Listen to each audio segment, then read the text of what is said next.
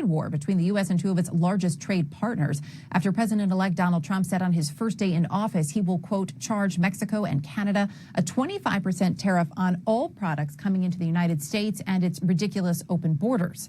Trump went on to say the tariff will remain in effect until such time as drugs, in particular fentanyl, and all illegal aliens stop this invasion of our country.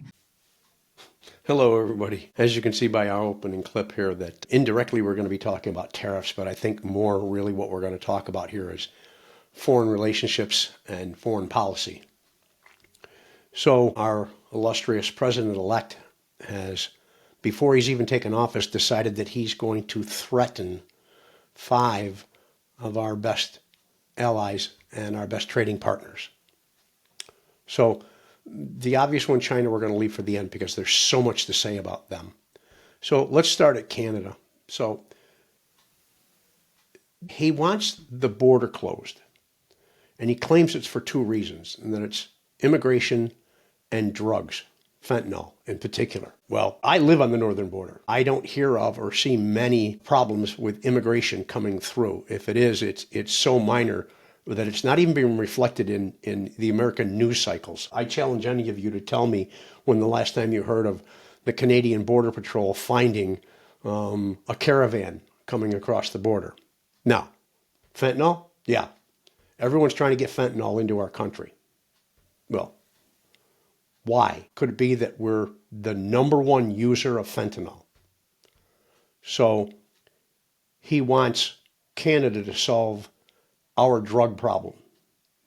Okay, it's a bit embarrassing on 2 points. Shame on us. We're the leading consumer of fentanyl, the illegal version of it, not the legal version. The legal version you get in the hospital whenever you're in for a procedure. I, unfortunately, almost a year ago, had a procedure for my heart, which led to the doctor saying to the anesthesiologist he wanted so many milligrams of fentanyl because he was concerned about my blood pressure at the moment, and he wanted to bring it down a little bit during the procedure. There's life-saving methods and things that can be done with fentanyl. But to tell our allies and our trading partners that he wants them to solve our drug problem is a bit ludicrous. They have no interest in it. Okay, but here's one of the things that I can tell you: 7 major natural minerals, heavy metals that we use in building chips and such things, and what we need for AI in the future, come from Canada. 80 to 85% of the lumber that we use to build homes in the United States comes from Canada. A friend of mine is a lumber buyer from up there. The quantity that he brings in on a regular basis, you could build my entire city over again. Canada is a major consumer of our alcohol products, by the way. They're one of the biggest export points for American liquor. And then the one that really concerns me when we talk about going up against Canada and the threats that our president-elect has made and the response from the Ontario Prime Minister is that, don't forget, U.S., that you buy 80% of your electric grid power from us. Okay, so the Robert Moses Power Dam is owned wholly and solely by the Canadian country, and it's in the province of Ontario, just not far from where I'm sitting right now. Okay, and the power that comes across there is what's being fed to my local area, where I used to have what was called the RG&E Power Company, the Rochester Gas and Electric. They got bought out. They no longer produce electric. 3 electric plants in my city were shut down within the last 10 years. And our power was provided by Niagara Mohawk, which gets their power from the Robert Moses Power Dam. So I don't think that's a good call on our president-elect's part. It would cause Michigan and Minnesota and Rochester, New York, or the entire state of New York, to have a problem with our power grids. So let's move on to Mexico. He's threatened Mexico. Is there a problem coming across the border? Obviously. We've got an immigration problem down there that, bipartisan or partisan bills have tried to solve, and for one reason or another, the last one that we put up got shot down by our president-elect while he was still president-elect. He hadn't even won the nomination. He was still a presidential candidate. He told his mega crew to shut it down, not let it come through. I mean, a Band-Aid's better than hemorrhaging to death, even if it was just a Band-Aid. But it really wasn't a Band-Aid. There were like 150 judges to be put onto the immigration panel down there in regards to hearings for migration and naturalization. So that was missed. It was $1.5 billion to go towards more CBP officers, more enforcement, more equipment, more dogs, more tools, more electronics, more of the drones, more of the large-scale drones and the small drones, more of electronic surveillance and everything for that area. Okay, so that would have gone there. And again, Mexico's president has said that when she addressed our president-elect, that they don't have a drug problem in Mexico. We have the drug problem up here.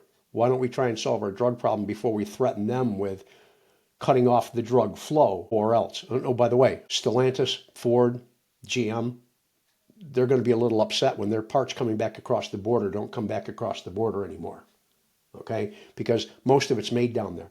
Now, any of you that have ever spent any time in Texas, which I have, knows that El Paso is a major pass-through point for both Mexican and American citizens working on both sides of the border in some of the co-owned and co-run factories and buildings down there. A lot of companies have trade on the other side and trade on this side. And daily see hundreds and hundreds of thousands of people going back and forth for legitimate reasons. Okay, so let's move on to Panama. Foreign relations. Our president-elect has threatened to go back down and take back land that we don't own. So he wants to invade a foreign country and declare parts of it his, which he can't do. But he says he's doing it in the name of keeping China out. Well, you're a couple of years late, close to a decade late. China moved into Panama during his first administration and started offering friendship and money. China is a global economic machine to be reckoned with. Yeah, they're a communist country, but their government runs on capitalism. They have, and I'm sure most of you know about the mega factories and the mega cities where people work for 3 weeks on end, take a week off, go home to where they really came from and visit with family and then go back and work for 3 weeks. Last I heard, even Sunbeam and Apple were having products made over there, mass quantities. Yet China moved into Panama, built 2 major ports, and then within the last couple of years, offered to build this massive bridge project over the Panama Canal. Well, the Panamanians were happy for it. Imagine that if you had to drive 20 or 30 miles north or south to cross 2 miles east and west across the Panama Canal. Imagine the length of that canal. And there were no roads across it. So China thought, well, let's put a bridge in there and offer them peace. And then we come along and threaten them. So do you think that Panama is going to just go, oh, well, Mr. President-elect, yeah, let me throw out all the billions of dollars that China has put in my country to help us? Or are they going to say, geez, maybe we need to look for a better partner, someone who's not going to turn on us at the last moment, and leave us hanging? Okay, so we got one more to go. We got the EU that we're going to talk about before China.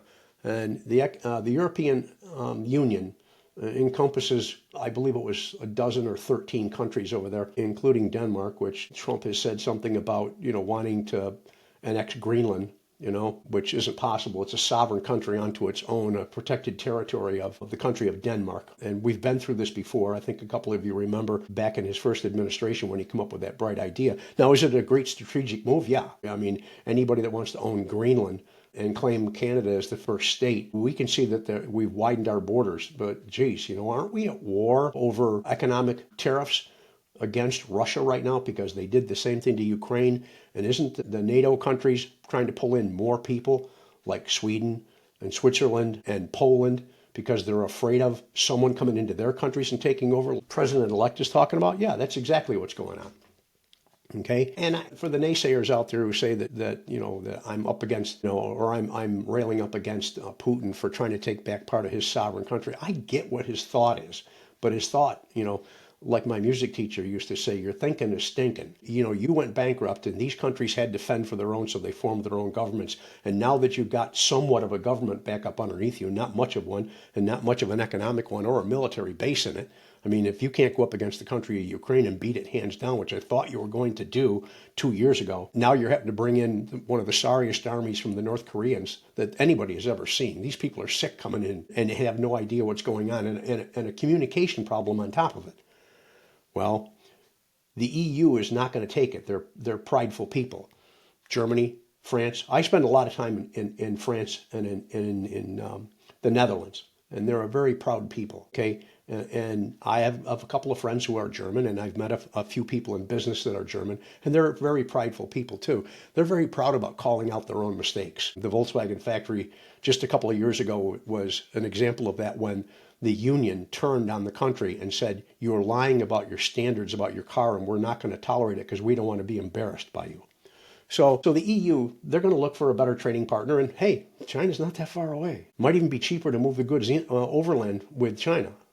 Maybe it's even cheaper. Maybe China wants to undercut us.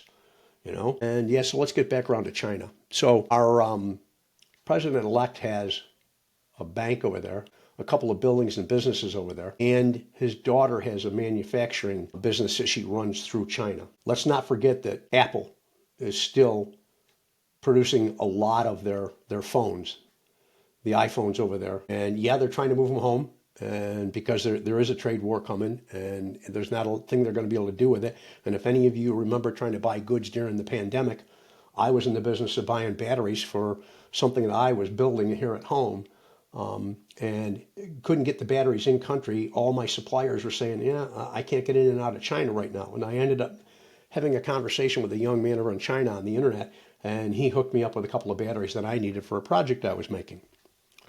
And it only took me 2 months to get them in, by the way, which was ridiculously lengthened time. But China, we're going to tell China that we don't want to do business with them without a 45% tariff. Well, I think there's a lot of farmers in the Midwest that are going to be really unhappy with that, because a lot of farms out in the Midwest sell soybeans to China. We used to sell wheat to Russia. As a lot of you older folks my age will remember, we had the Cold War era, had a little bit of an olive branch peace-giving moment where we agreed to keep their civilization alive and shipped megatons of wheat over. And when I was a young man, I worked for a tool and die factory that built these great big welded turrets that stamped out stainless steel silverware.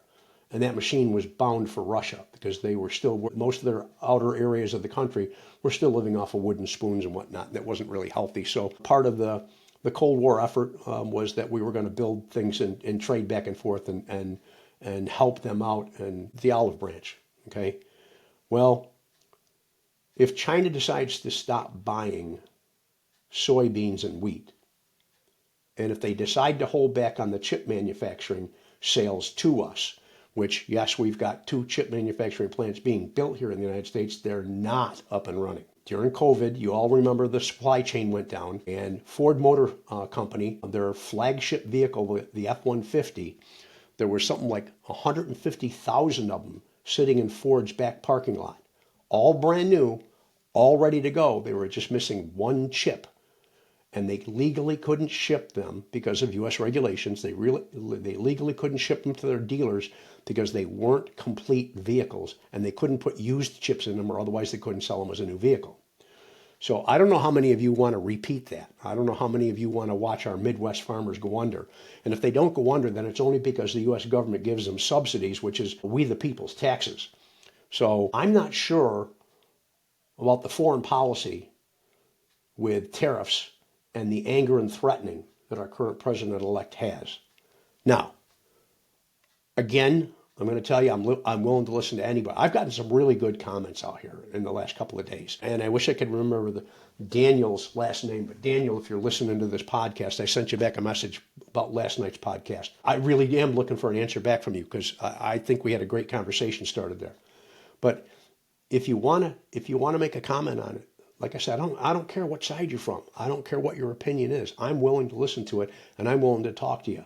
Maybe it's a misunderstanding, which I think is what Daniel and I had last night. I thought maybe Daniel thought I was comparing FDR to DJT in more of a personal manner, not as an economics person. But if you like what you're hearing, if you like what you're seeing, please subscribe, like and share my channel, talk to your friends about it, send them a link to it. I'd appreciate it. It'd help me grow. And I'm really interested in keeping this channel alive and running. I think it's my way of fighting for democracy, unlike when I was a young man and going to the federal building, protesting wars and fighting with the National Guard in the street. I think this is a better way. I think I can reach more people this way. If you like what you see, please, like, subscribe, and share my channels, okay? Talk to me, Ask me any questions you want. Send me a question. Send me a response to how you feel about it, whatever. But again, this is the holiday season. I'm wishing everybody happy holidays, regardless of your following, regardless of what your faith is. Thank you for being here, and good night.